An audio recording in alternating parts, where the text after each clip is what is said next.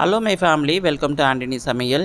கிரேப்ஸை எடுத்தமா, mixie ஜாரில் போட்டோமா, நல்ல மிக்ஸியை ஓட விட்டோமா, பின்பு வடிகட்டிட்டு ஐஸ் கட்டியை போட்டோமா, சர்க்கரையை போட்டோமா, குடித்தோமா அப்படிங்கிறது இல்லாமல் நான் சொல்கிற மெத்தடை நீங்கள் கொஞ்சம் ஃபாலோ பண்ணிங்கன்னா கொஞ்சம் நல்லா இருக்குங்க. சூப்பரான இன்ட்ரெஸ்டிங்கான ஒரு கிரேப் ஜூஸ் தாங்க நம்ம பார்க்க போகிறோம்.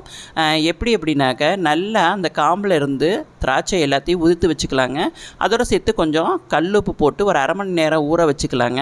நல்லா 2-3 வாட்டி கழுவி முடிச்சதுக்கப்புறம் மிக்ஸி ஜாரில் போட்டுக்கலாங்க. போட்டு முடிச்சதுக்கப்புறம் அதோட கொஞ்சம் ராக் சால்ட்டு கொஞ்சம் இங்கேருந்து போட்டுக்கலாங்க. ராக் சால்ட்டும் பெப்பரும் நம்ம போட்டோம்னாக்க அதோட சேர்த்து கொஞ்சம் எலுமிச்சம்பழ ஜூஸ் கொஞ்சம் நீங்கள் வந்து பிழிஞ்சிக்கலாங்க. இது எதுக்காக நம்ம போடுறோம் அப்படின்னு சொன்னோம்னாக்க, சிலருங்க கிரேப் ஜூஸ் குடித்தாங்க அப்படின்னு சொன்னால் சளி பிடிக்குங்க. அது பிடிக்காமல் இருக்கிறதுக்காக தாங்க நம்ம பெப்பர் நம்ம யூஸ் பண்ணுறோம். அது மாத்திரம் இல்லாமல் வந்து நம்ம வெள்ளை சுகர் நம்ம சேர்க்கலைங்க. அதுக்கு பதிலாக நம்ம தேன் கலந்துக்கலாங்க. இந்த மாதிரி நீங்கள் ஜூஸ் போட்டு நீங்கள் இங்கேருந்து குடிச்சிங்கன்னு வச்சுக்கோங்களேன், செம்ம டேஸ்ட்டாக இருக்குங்க, அல்டிமேட்டாக இருக்குங்க. அது மாத்திரம் இல்லாமல் வந்துட்டு நம்ம ஒரு கண்ணாடி டம்ளரில் ஜியா சீட்ஸ் இருக்குது பாருங்கள், அது கொஞ்சம் ஊற வச்சுக்கலாங்க. இது வந்து என்னத்துக்காக அப்படின்னா, நம்ம உடம்பை வந்து குளிர்ச்சியாகவும் போன் வந்து ஹீட் ஆகாமல் இருக்கிறதுக்காக தாங்க இந்த ஜியா சீட்ஸ் நம்ம போட்டிருக்கோம்.